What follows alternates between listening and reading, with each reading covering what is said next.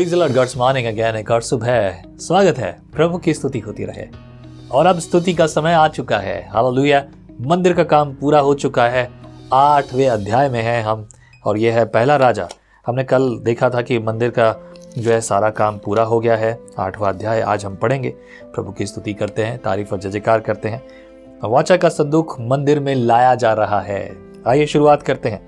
8वें अध्याय के पहले वचन में लिखा है, तब सुलेमान ने इजरायली पुरनियों को और गोत्रों के सब मुख्य पुरुषों को भी, जो इजरायलियों के पूर्वजों के घराने के प्रधान थे, यरूशलेम में अपने पास इस विचार से इकट्ठा किया कि वे यहोवा की वाचा का संदूक दाऊदपुर अर्थात सियोन के ऊपर ले जाएं।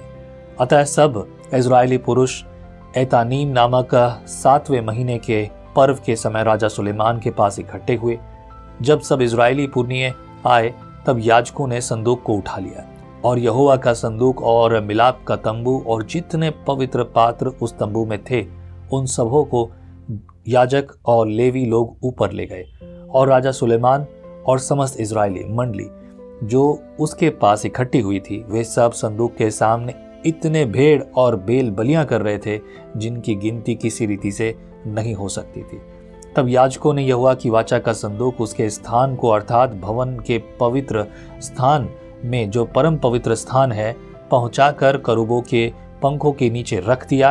करूब संदूक के स्थान के ऊपर पंख ऐसे फैलाए हुए थे कि ऊपर से संदूक और उसके डंडों को ढाके थे। डंडे तो इतने लंबे थे कि उसके सिरे उस पवित्र स्थान से, जो पवित्र स्थान के सामने था, दिखाई पड़ते थे, परंतु बाहर से वे दिखाई नहीं पड़ते थे। वे आज के दिन तक यही है।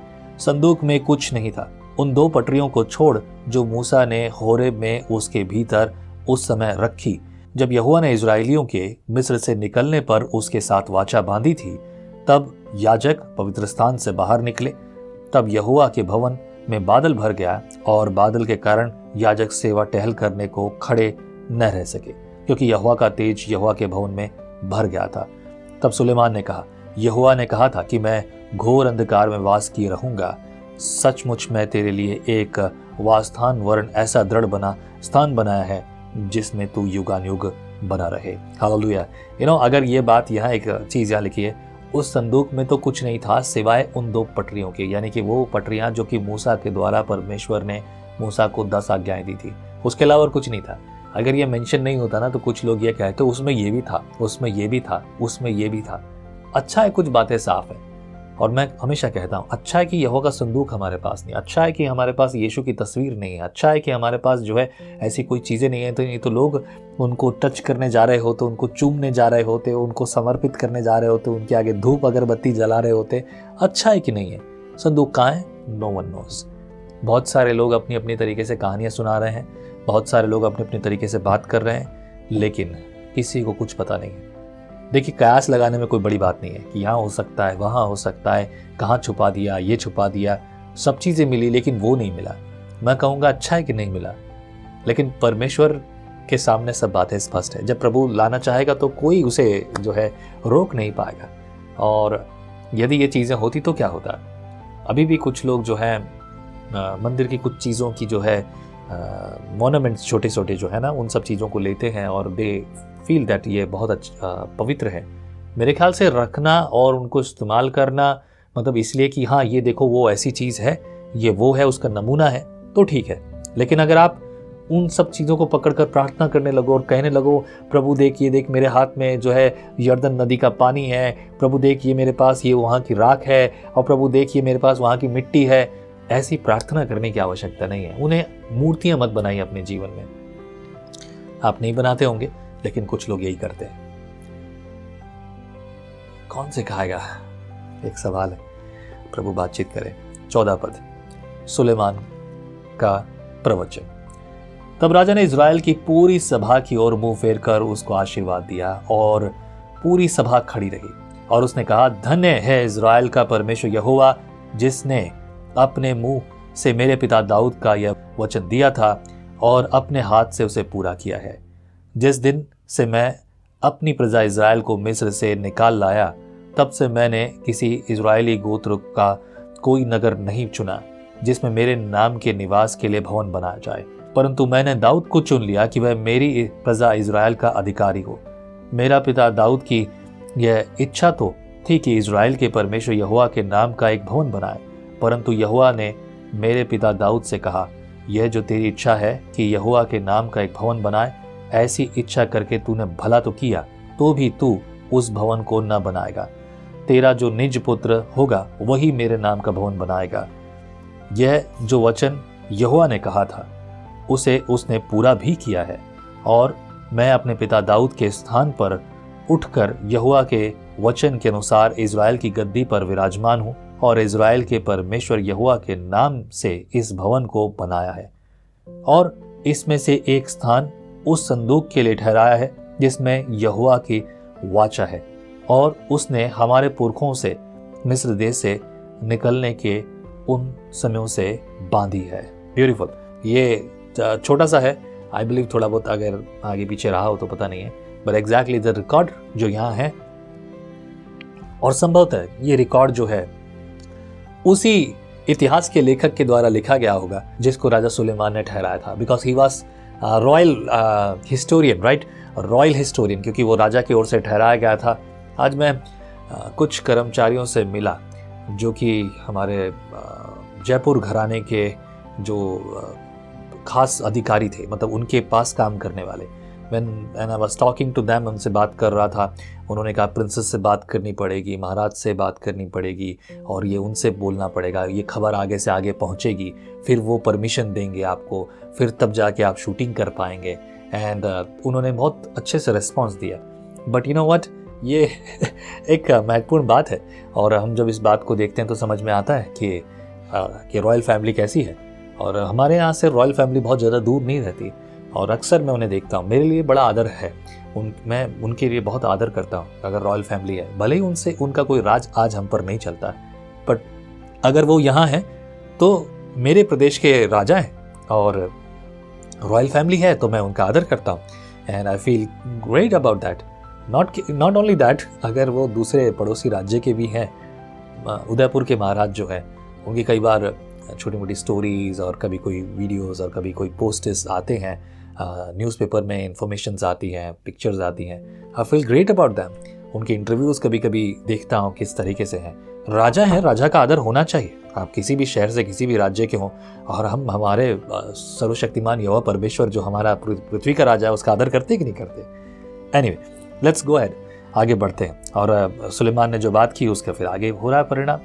देखिए सुलेमान की प्रार्थना 22 पद में लिखा है, तब सुलेमान इज़राइल की पूरी सभा के देखते यहोवा की वेदी के सामने खड़ा हुआ और अपने हाथ स्वर्ग की ओर फैलाकर कहा, हे यहोवा, हे इज़राइल के परमेश्वर, तेरे समान ना तो ऊपर स्वर्ग में और ना नीचे पृथ्वी पर कोई ईश्वर है।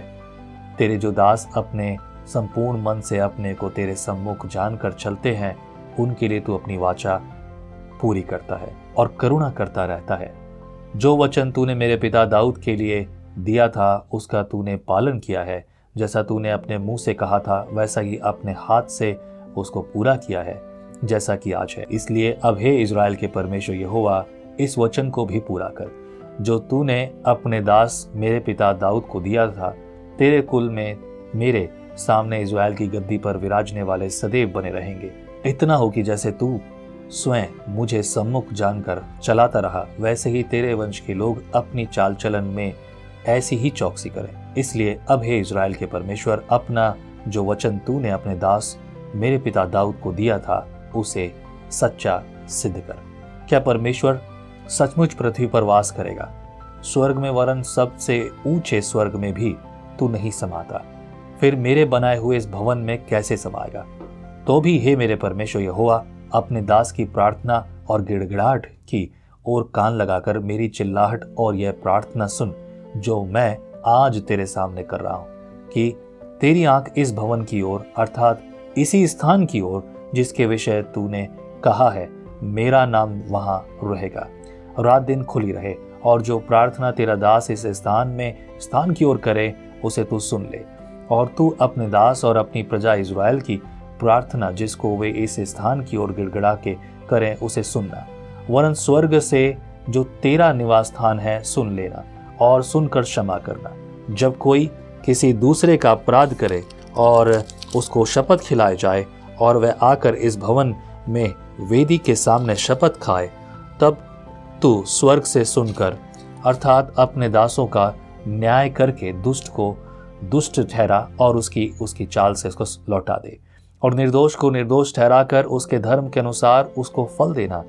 फिर जब तेरी प्रजा इज़राइल तेरे विरुद्ध पाप करने के कारण अपने शत्रुओं से हार जाए और तेरी ओर फिर कर तेरा नाम ले और इस भवन में तुझ से गिड़गिड़ाहट की प्रार्थना करे, तब तू स्वर्ग में से सुनकर अपनी प्रजा इज़राइल का पाप क्षमा करना और उन्हें इस देश में लौटा ले आना जो तूने उनके पुरखाओं को दिया था।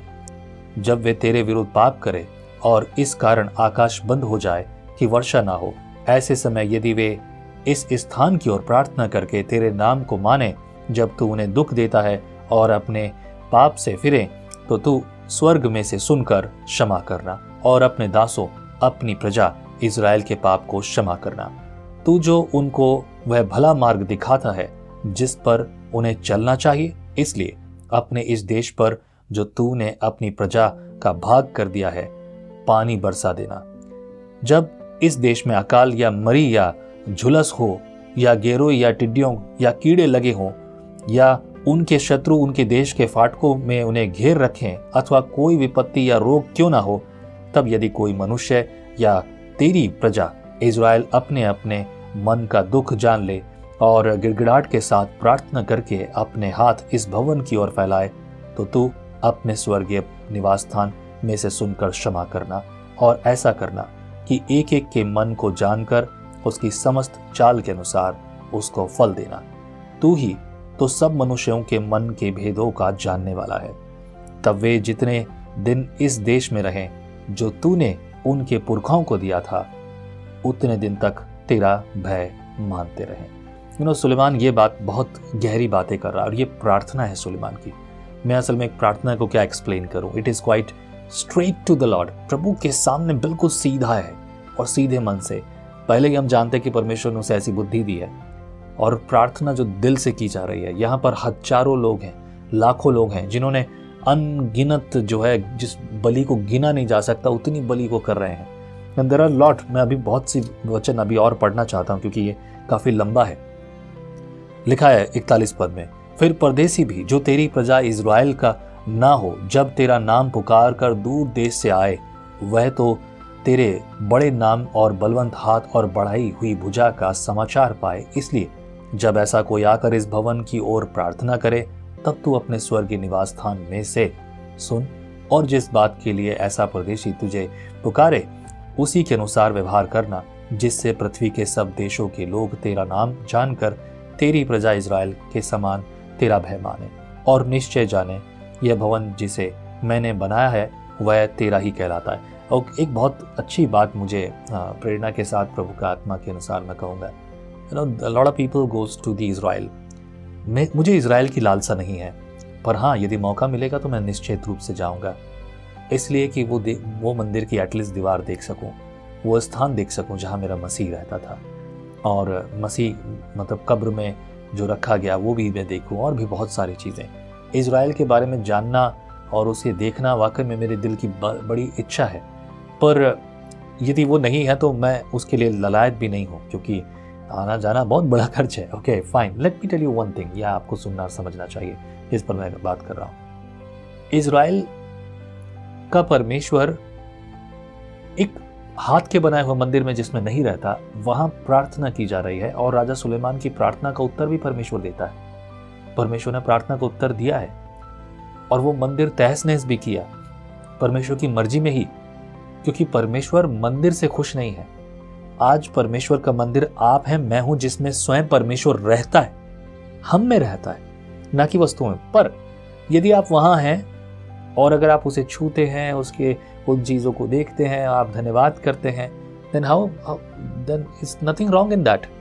जब मैं बड़ी बड़ी चीज़ों को देखने जाता हूँ या कोई ऐसी वस्तु, मैं लोगों को देखता हूँ, मौसम को देखता हूँ, अच्छी पेड़ों को देख रहा हूँ, पक्षियों को देख रहा हूँ, और मैं ऐसी चीज़ों को देख रहा हूँ। एक अजीब सा जानवर मेरे सामने आया और मैंने उसे देखकर कहा, मैंने वाह मेरा प्रभु परमेश्वर यहोवा कितना खूबसूरत जानवर बनाया। ये बहुत खतरनाक तो है लेकिन कितना खूबसूरत है, कितना खूबसूरत है। परमेश्वर ने ऐसी ऐसी चीज़ें बनाई जिसके बारे में सोचना भी बड़ा है। आप सोचो, इतने बड़े बड़े पहाड़, ये सब चीज़ें ये प्रभु यहोवा के द्वारा बनाया हुआ है, उसके बारे में वर्णन कैसे करें। इट्स ब्यूटीफुल, वंडरफुल, क्या शब्द मैं उसके लिए बोलूँ। mesmerized, right? I don't have words, मेरे पास वो बखान करने के लिए शब्द नहीं है, पर ये हम देखते हैं परमेश्वर की ओर से ये अद्भुत काम है। तो क्यों ना उस सृष्टि का धन्यवाद किया जाए, उसकी तारीफ की जाए। And beautiful temple, right? ठीक है, आइए थोड़ा सा आगे पढ़ते हैं और उसके बाद देखें 44 पद में, जब तेरी प्रजा के लोग जहाँ कहीं तू उन्हें भेजे वहाँ अपने शत्रुओं से लड़ाई करने को निकल जाएं और इस नगर की ओर और जिसे तूने चुना है और इस भवन की ओर जिसे मैंने तेरे नाम पर बनाया है यहोवा से प्रार्थना करें, तब तू स्वर्ग में से उसकी प्रार्थना और गिड़गिड़ाहट सुनकर उनका न्याय कर। यहूदी लोग आज भी ऐसा करते हैं। पुराने नियम की व्यवस्थाएं पूरी हो गई हैं। परमेश्वर सर्वव्यापी है, वो हर जगह है। शुरुआती प्रेरितों ने प्रभु की कलीसिया को ऐसे सिखाया। जो फर्स्ट कलीसिया का जो स्थापना होता था, फर्स्ट सेंचुरी चर्च, यानी कि प्रभु के जब स्वर्गारोहण के बाद जब कलीसिया बनती हैं, जितनी भी कलीसिया बनती हैं, जिन कलीसियाओं के नाम नए नियम में आप पढ़ते हैं, जिनके लिए पत्रियां लिखी गई हैं और जिनके लिए और वर्णन भी किया गया है, कई जगहों पर सिर्फ नाम आए हैं, उन सब कलीसियाओं की जो शताब्दी की कलीसिया थी, यानी पहली कलीसियाएं, उन कलीसियाओं के लिए पतरस, पौलुस खास तौर से, और भी याकूब और ये सब लोग जो पत्रियां लिख रहे हैं, चिट्ठियां लिख रहे हैं, उनको सीधे तौर पर बातचीत कर रहे हैं और उनको सबको यही शिक्षा मिली। हम सबको ये शिक्षा नहीं मिली कि उस मंदिर की तरफ मुंह करके प्रार्थना करना, और यदि मैंने वहां प्रार्थना नहीं की तो क्या। लेकिन तब ये प्रार्थना राजा सुलेमान की थी। मनुष्य करता है और परमेश्वर उस बात का प्रतिफल देता है। पर आज आपके और मेरे जीवन में बड़ी खास बात है। Let's hear it. 46 वचन में लिखा है, निष्पाप तो कोई मनुष्य नहीं। यदि ये भी तेरे विरुद्ध पाप करें और तू उन पर कोप करके उन्हें शत्रुओं के हाथ में कर दे और वे उनको बंदी बनाकर अपने देश को, चाहे वे दूर हो चाहे निकट हो, ले जाएं। फिर 46 में लिखा है, और यदि वे बंधुआई के देश में सोच विचार करें और फिर कर अपने बंदी बनाने वाले देश में तुझसे गिड़गिड़ा कर कहें, हमने पाप किया है और कुटिलता और दुष्टता की है, और यदि वे अपने उन शत्रुओं के देश में जो उन्हें बंदी करके ले गए हों, अपने संपूर्ण मन और संपूर्ण प्राण से तेरी ओर फिरें और अपने इस देश की ओर जो तूने उनके पुरखाओं को दिया था, और इस नगर की ओर जिसे तूने चुना है, इस भवन की ओर जिसे मैंने तेरे नाम का बनाया है, तुझसे प्रार्थना करें, तो तू अपने स्वर्गीय निवास स्थान में से उनकी प्रार्थना और गिड़गिड़ाहट सुनना और उसका न्याय करना। और जो पाप तेरी प्रजा के लोग तेरे विरुद्ध करेंगे और जितने अपराध वे तेरे विरुद्ध करेंगे, सब को क्षमा करके उनको बंदी बनाने वालों के मन को ऐसी दया कर उपजाना कि वे उन पर दया करें, क्योंकि वे तेरी प्रजा और तेरे निज भाग हैं, जिन्हें तू लोहे के भट्टे के मध्य में से अर्थात मिस्र से निकाल लाया है। इसलिए तेरी आंखें तेरे दास की गिड़गिड़ाहट और तेरी प्रजा इज़राइल की गिड़गिड़ाहट की ओर ऐसी खुली रहें कि जब जब वे तुझे पुकारें तब तब तू उनकी सुन ले। क्योंकि हे प्रभु यहोवा, अपने उस वचन के अनुसार जो तूने हमारे पुरखों को मिस्र में से निकालने के समय अपने दास मूसा के द्वारा दिया था, तूने इन लोगों को अपना निज भाग होने के लिए पृथ्वी के सब जातियों से अलग किया है। बहुत खूबसूरत। राजा सुलेमान ये बात कर रहा है। अब इस नज़रिए से देखें तो क्या राजा सुलेमान भविष्यद्वक्ता नहीं हुआ? अब तक तो ऐसी कोई बात नहीं है। 54 वर्ष में लिखा है, जब सुलेमान यहोवा से यह सब प्रार्थना गिड़गिड़ाहट के साथ कर चुका, तब वह जो घुटने टेके और आकाश की ओर फैलाए हुए था, यहोवा की वेदी के सामने से उठा और खड़ा हो समस्त इज़राइल सभा को ऊंचे स्वर से यह कहकर पर आशीर्वाद दिया, धन्य है यहोवा जिसने ठीक अपने कथन के अनुसार अपनी प्रजा इज़राइल को विश्राम दिया। जितनी भलाई की बातें उसने अपने दास मूसा के द्वारा कही थी, उनमें से एक भी बिना पूरी हुए नहीं रही, सब पूरा हुआ है। उसके आगे लिखा है, हमारा परमेश्वर यहोवा जैसे हमारे पुरखाओं के संग रहता था, वैसा ही हमारे संग भी रहे। वह हमको त्याग न दे और न हमको छोड़ दे। वह हमारे मन अपनी ओर ऐसा फिराए रखे कि हम उसके सब मार्गों पर चला करें, और उसकी आज्ञाएं और विधियां और नियम जिन्हें उसने हमारे पुरखों को दिया था नित्य मानो करें। और मेरी ये बातें जिनकी मैंने यहोवा के सामने विनती की है, वह दिन और रात हमारे परमेश्वर यहोवा के मन में बनी रहे, और जैसा दिन प्रतिदिन आवश्यक हो वैसा ही वह अपने दास और अपनी प्रजा इज़राइल का भी न्याय करे, और इसे पृथ्वी की सब जातियां यह जान ले कि यहोवा ही परमेश्वर है और कोई दूसरा नहीं। तो तुम्हारा मन हमारे परमेश्वर यहोवा की ओर से ऐसी पूरी रीति से लगा रहे कि आज के समान उसकी विधियों पर चलते और उसकी आज्ञाएं मानते रहो। मनुष्य जब खा पी कर तृप्त हो जाता है ना, तो मतवालापन के कारण वो व्यवहार बुरा करता है। वैसे मैं प्रभु से कहता हूँ, तृप्त ना होने दे, बस इतना कि मैं तुझे ना भूलूं। ऐसी प्रार्थना बहुत से लोग करते हैं और सब मुझे लगता है उत्तम बात है। बहुत जल्दी समाप्त होने वाला है, काफ़ी लंबा हुआ है। मंदिर का समर्पण 62 में लिखा है, 62 पद में लिखा है, तब राजा समस्त इज़राइल समेत यहोवा के सम्मुख मेल बलि चढ़ाने लगा, और जो पशु सुलेमान ने मेल बलि में यहोवा को चढ़ाए वे 22,000 बैल और 1,20,000 भेड़ थी। इस रीति राजा ने सब इज़राइलियों समेत यहोवा के भवन की प्रतिष्ठा की। उस दिन राजा ने यहोवा के भवन के सामने वाले आंगन के मध्य भी एक स्थान पवित्र किया, और मेल बलि और अन्न बलि और मेल बलियों की चर्बी वहीं चढ़ाई, क्योंकि जो पीतल की वेदी यहोवा के सामने थी वह उसके लिए छोटी थी। अतः सुलेमान ने और उसके समस्त इज़राइल की एक बड़ी सभा ने, जो हमात की घाटी से लेकर मिस्र के नाले तक के सब देशों से इकट्ठी हुई थी, 2 सप्ताह तक अर्थात 14 दिन तक हमारे परमेश्वर यहोवा के सामने पर्व को माना। फिर 6वें दिन उसने प्रजा के लोगों को विदा किया, और वे राजा को धन्य धन्य कहकर उस सब भलाई के कारण जो यहोवा ने अपने दास दाऊद और अपनी प्रजा इज़राइल से की थी, आनंदित और मगन होकर अपने अपने डेरे को चले गए। क्या बात है। आज का अध्याय काफ़ी लंबा है और इसमें बहुत सारे लंबे अध्याय भी मिलेंगे, लेकिन मैं चाहता हूँ कि let's have that fellowship with the Lord. आइए दुआ करते हैं। प्रभु परमेश्वर, जैसे राजा सुलेमान ने दुआ की है, हम भी दुआ करते हैं। हमारी दुआ को कबूल कर। मैं जानता हूँ प्रभु, पूर्व पश्चिम उत्तर दक्षिण तूने बनाए हैं, और प्रभु चारों दिशाओं में तू उपस्थित है, क्योंकि तू ओमनी प्रेजेंट है। प्रभु हर स्थान में तू वास करता है। मेरे खुदा, जो तू मेरे दिल में वास करता है, हम में वास करता है, मैं तुझसे मांगता हूँ, मेरे भाई बहन को प्रभु छू ले, इनके जीवन में कार्य कर, आशीषित कर, फलवंत कर, बलवंत कर। इनकी जीवन की योजनाएं प्रभु तेरे द्वारा पूरी हो। आज का दिन इनके लिए बड़ा आशीष का दिन हो। बच्चों को, बड़ों को, घर में जो भी इनके सदस्य हैं प्रभु, सभी को तो फलवंत और बलवंत कर तेरी योजनाओं में चला। तेरी मर्जी सदैव पूरी होती रहे। प्रार्थना में प्रभु यीशु के नाम से मांगता हूँ, आमीन।